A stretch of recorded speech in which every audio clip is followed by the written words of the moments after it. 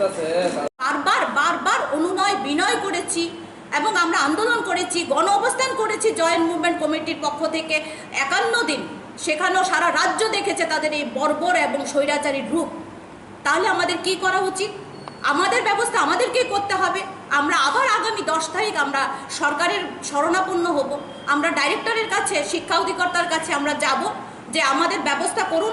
আপনি আমাদের পক্ষ হয়ে সরকারের কাছে যান, আমাদের জন্য বলুন, আমাদের ব্যবস্থা করতে বলুন। সময় নেই, এখন এই সময়। ইলেকশন আসবে, নির্বাচন আসবে, যাবে, প্রতিশ্রুতি দেবে, গাল ভরা প্রতিশ্রুতি দেবে এবং পাল্টি খাবেন, ভুলে যাবেন। এগুলো হতে দেওয়া যায় না। এভাবে চলে না কোনো একটা সরকার, কোনো একটা রাজ্য চলে না। অরাজকতা চলছে রাজ্যে, কি অরাজকতা চলছে? মুখ খুলতে পারবো না, বাড়িঘর আক্রমণ করবে, হাড়গোড় ভেঙে দেবে, কিছু চাইতে পারবো না, আমরা কথাই বলতে পারবো না। একই ধরনের একটা সরকার চলতে পারে, রাজ্য সরকার? আমরা আবারও বলছি, আজকে জয়েন্ট মুভমেন্ট কমিটির পক্ষ থেকে আমরা বলছি যে আগামী 10 তারিখ আমরা সারা রাজ্যের যে আমাদের 10,323 শিক্ষক শিক্ষিকারা আছেন, আপনারা পরিবার সহ রবীন্দ্র ভবনের সামনে আসবেন। 11টায় জমায়ে আমরা সেখান থেকে মিছিল করে ডেপুটেশনে যাব শিক্ষা অধিকর্তার কাছে। আমাদের চাকরির কি সুরাহা হলো, আমাদের কি ব্যবস্থা হলো, সে বিষয়ে আমরা জবাব চাইতে যাব। আমরা বারবার বলেছি, ওনারা দেখা করতে চান না, আমাদেরকে মানুষ বলে গণ্য করছেন না। এতদিন রাজ্যের বাচ্চাদেরকে আমরা আমাদের শিক্ষাদান করেছি, আমাদের শ্রম দিয়েছি, আমরা 10 বছর চাকরি করছি, 7 বছর চাকরি করেছি, সব কি বিফলে গেল? এটার কোনো দাম নেই সরকারের কাছে। আমরা রবীন্দ্র ভবন থেকে আমরা আগামী 10 তারিখ মিছিল করে যাব। আমরা আবেদন করব আমাদের 10,323 শিক্ষকরা যারা আছেন পরিবার সমেত আপনারা আসবেন। ওই একদিনের যারা আপনারা কাজ করেন, দৈনিক রোজগার করছেন, আপনাদেরকে আবেদন করব, অনুরোধ করব, যেহেতু লড়াইটা প্রত্যেকের, এটা শুধু আমরা জয়েন্ট মুভমেন্ট কমিটি এখানে যারা বসেছি আমাদের একার লড়াই না, সারা রাজ্যের 10,323 পরিবারের লড়াই। প্রত্যেককেই আসতে হবে, প্রত্যেকেই আসবেন, নিজ উদ্যোগে আসবেন এবং নিজেদের পরিবারকে আসবেন।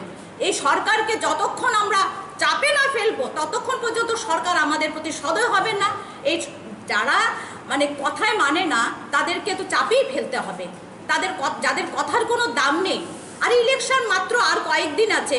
এখন চলছে পৌর নিগম, পৌর পরিষদ, গ্রাম পঞ্চায়েত ইলেকশনগুলো। রাজ্যে একটা অস্থির পরিস্থিতি, একটা অস্বাভাবিক পরিস্থিতি চলছে চারিদিকে। কোথাও কোথাও নমিনেশনও দিতে পারছে না, সেখানে অনেক রকম হুজ্জুতি আক্রমণের পক্ষ থেকে আপনাদের যারা সাংবাদিক ভাই বন্ধুরা সবাই এসেছেন আমাদের ডাকে, আপনাদেরকে আন্তরিক কৃতজ্ঞতা জানাই। বলবো যে এখন কিন্তু উৎসবের মরশুম চলছে। দুর্গা পূজা গেল, কালী পূজা গেল কালকে, আজকেও চলছে, আগামী দিন ভাইফোঁটা। এই উৎসবের পরিস্থিতিতেও আমাদেরকে আপনাদের সামনে আসতে হয়। আমাদের কতটা করুণ পরিস্থিতি হলে আমাদের এখন তো উৎসব নেই, আমরা তো অন্ধকারে আছি। আমাদেরকে রাজ্য সরকার কথা দিয়েছিল, আমাদের 3 সংগঠনের 6 জন প্রতিনিধিকে ডেকে কথা দিয়েছিলেন, বলেছিলেন যে আমাদেরকে 2-1 মাসের মধ্যে স্থায়ী ব্যবস্থা করবেন।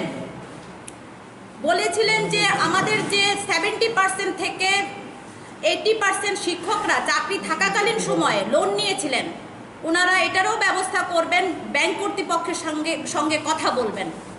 কিন্তু সব কিছুই আজ অবধি, আজকে আমাদের চাকরিচ্যুতি হয়েছে, আজকে আমাদের 20 মাস চলে।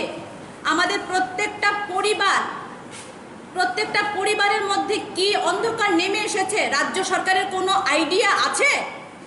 মুখে বলে ফেলেন, বড় বড় কথা বলে ফেলেন ওনারা সহানুভূতিশীল, ওনারা ডাল ভাতের ব্যবস্থা করবেন, ওনারা 2-1 মাসের মধ্যে ব্যবস্থা করবেন।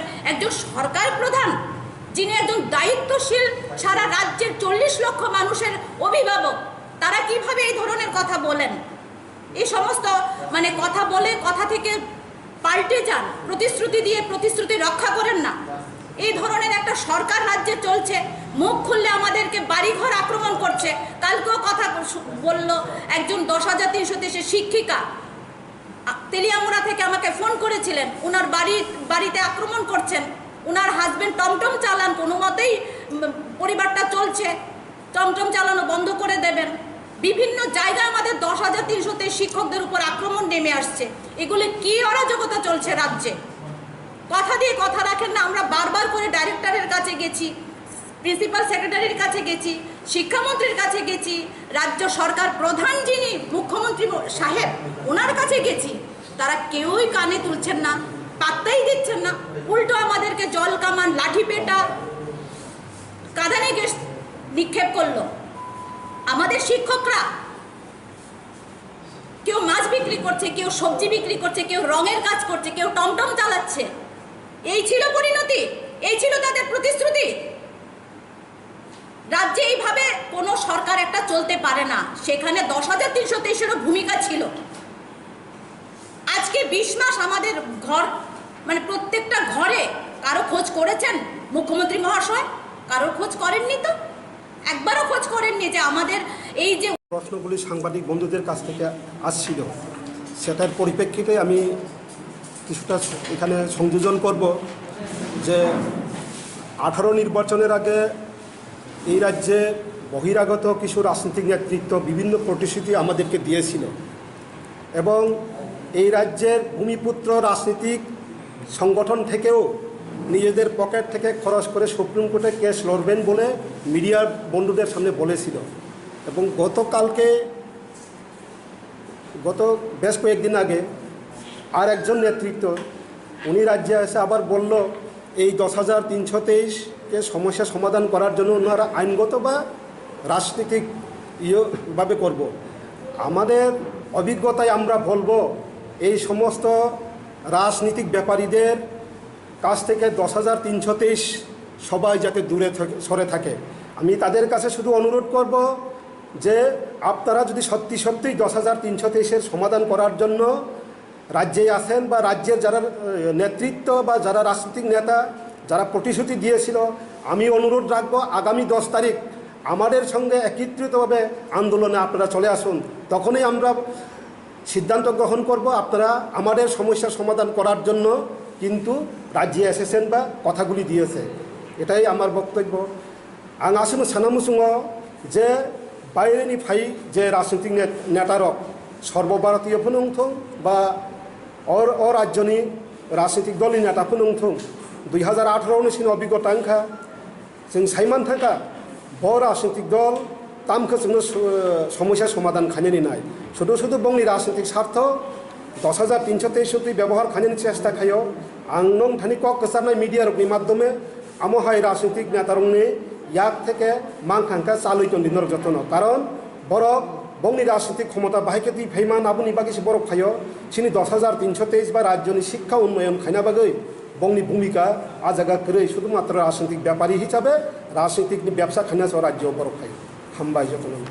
সম্মেলনে উপস্থিত সমস্ত সাংবাদিক বন্ধুদেরকে আমরা আমাদের জেএমসির পক্ষ থেকে ধন্যবাদ জ্ঞাপন করছি।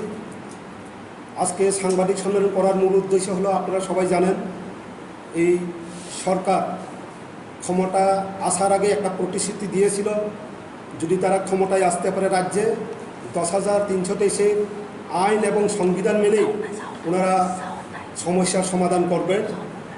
কিন্তু আজকে পর্যন্ত আমরা যা লক্ষ্য করেছি প্রায় আমরা টার্মিনেট হয়েছে প্রায় 20 মাস চলে, কিন্তু রাজ্য সরকার এখনো পর্যন্ত তাদের যে দেওয়া প্রতিশ্রুতি সেটা পালন করেনি। কারণ স্বয়ং মুখ্যমন্ত্রী আমাদেরকে কথা দিয়েছিল যে 1 থেকে 2 মাসের মধ্যেই উনি স্থায়ী সমাধান করবেন। সেটা উনি গত বছরের সেপ্টেম্বরের 5 তারিখ মহাকরণে উনি নিজেই আমাদেরকে সেই কথা দিয়েছিল, কিন্তু আজকে পর্যন্ত উনি ওনার কথা রাখেননি। তারপর আর একটা জিনিস, রাজ্য সরকার বিধানসভার মধ্যে দাঁড়িয়ে একটা প্রস্তাব এনেছিল যে 10,323-এর জন্য একটা তদন্ত কমিশন ওনারা গঠন করবেন এবং এই তদন্ত কমিশনের রিপোর্ট পাওয়ার পর ওনারা একটা সিদ্ধান্ত গ্রহণ করবেন। কিন্তু আজকে পর্যন্ত আমরা দেখলাম তদন্ত কমিশনের রিপোর্ট জমা পড়েছে প্রায় 1 বছর। এই রাজ্য সরকার তদন্ত কমিশনের রিপোর্ট রাজ্যবাসীর কাছে তুলে ধরেনি। আমরা আজকে আপনাদের মাধ্যমে রাজ্য সরকারের কাছে দাবি রাখব তদন্ত কমিশনের রিপোর্টটা অতি সত্ত্বর রাজ্য সরকার প্রকাশ করুক এবং তদন্ত কমিশনে যদি আমাদের কোনো দোষ না থাকে তাহলে আমাদের অধিকার আমাদেরকে ফিরিয়ে দিন। আর যারা দোষ করেছে, কোনো আমলাই হোক বা মন্ত্রী হোক, যদি দোষ প্রমাণিত হয় তদন্ত কমিশনের, তাদেরকে সাজা দিক। তার জন্য আমরা জেএমসির পক্ষ থেকে রাজ্য সরকারের কাছে দাবি রাখব। কিন্তু আরেকটা জিনিস এখানে উল্লেখ করতে হয়, রাজ্য সরকার তদন্ত কমিশন শুধুমাত্র রাজনৈতিক স্বার্থে যাতে ব্যবহার না করে। সত্যি 10,323-কে বাঁচানোর জন্য যদি তদন্ত কমিশন করে, তাহলে অতি সত্বর প্রকাশ করে, যদি আমাদের কোনো দোষ না থাকে, বারবার আমি বলছি, আমাদেরকে আমাদের অধিকার ফিরিয়ে দিন। শুধু সেটাকে রাজনৈতিক স্বার্থে যাতে ব্যবহার না করে। তার জন্য আমরা আগামী 10 তারিখ রাজ্যের মাননীয় শিক্ষা অধিকর্তার নিকট ডেপুটেশনে মিলিত হওয়ার জন্য আজকে ঘোষণা করছি 10 তারিখ এই মাসে। কারণটা হলো, আমরা ইতিমধ্যেই 3বার চিঠি দিয়েছিলাম। এই একটা তো 10,323-এর যে কথা দিয়েছিল, সেটাকে সমাধান কিভাবে করতে হয় বা কিভাবে করবে রাজ্য সরকার, তা যাতে করে অতি সত্বর। কিন্তু মাননীয় শিক্ষা অধিকর্তা এখনও পর্যন্ত ওই 3টা চিঠির কোনো উত্তর দেয় নাই। তার কারণে আমরা আগামী 10 তারিখ সমস্ত 10,323-কে আপনাদের মাধ্যমে আবেদন রাখবো, যাতে সিটি সেন্টারের সামনে উপস্থিত হয়ে মিছিল করে আমরা শিক্ষা অধিকর্তার নিকট মিছিল করে ওনার সঙ্গে মিলিত হইতে পারি। এবং এই থেকে আমরা আওয়াজ তুলব যে রাজ্য সরকারকে ওনাদের যে দেওয়া প্রতিশ্রুতি, ওনারা যাতে সময় মতো সেটাকে কার্যকরী করে। আর যদি এইরকম না হয়, আমাদেরকে যাতে বাধ্য না করে একটা সরকারের সঙ্গে অন্যরকমভাবে মিছিল করতে। তাই আপনাদের মাধ্যমে আবার রাজ্য সরকারের কাছে অনুরোধ রাখবো, ওনাদের দেওয়া যে প্রতিশ্রুতি, ওনারা যাতে অতি সত্বর প্রকাশ করে। এই কয়েকটা কথা